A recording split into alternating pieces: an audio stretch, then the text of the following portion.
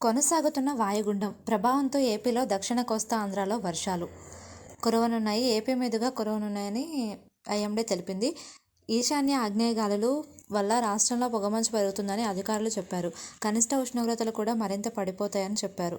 వచ్చే 2 రోజుల్లో రాష్ట్రంలో మిగతా చోట్ల పొడి వాతావరణం ఉంటుందని అధికారులు అంచనా వేశారు.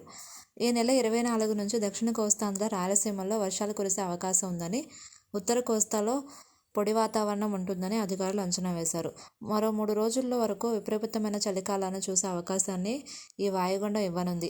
అటు విశాఖ నగరం తీసుకున్నా, ఇటు విజయవాడ, గోదావరి జిల్లాలు తీసుకున్నా, అటు రాయలసీమ తీసుకున్నా చాలా చోట్ల చలి తీవ్రత 14 నుంచి 17 డిగ్రీల వరకు కొనసాగే అవకాశాలు కనిపిస్తున్నాయి.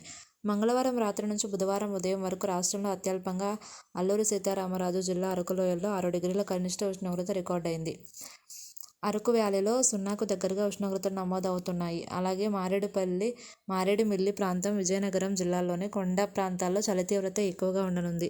తిరుపతి, నెల్లూరు జిల్లాల్లో మాత్రం కాస్త వెచ్చగా ఉండనుంది. ఎందుకంటే మనకు సముద్రం నుంచి తేమగాలులు వస్తుంటాయి. ఇక ఈ నెల 24 నుంచి దక్షిణ కోస్తాంధ్ర, రాయలసీమలో వర్షాలు కురిసే అవకాశం ఉందని, వాతావరణ కోస్తా ఆంధ్రాలో పొడి వాతావరణం నెలకొంటుందని అమరావతి వాతావరణ కేంద్రం తెలిపింది. దీని వలన మనకు తేలికపాటి నుంచి మోస్తరు వర్షాలు పడే అవకాశం ఉందని వాతావరణ శాఖ తెలిపింది. తమిళనాడు రాష్ట్రంలో ఈ వాయుగుండం ప్రభావం ఎక్కువగా ఉండే అవకాశం ఉందని ఐఎండీ తెలిపింది.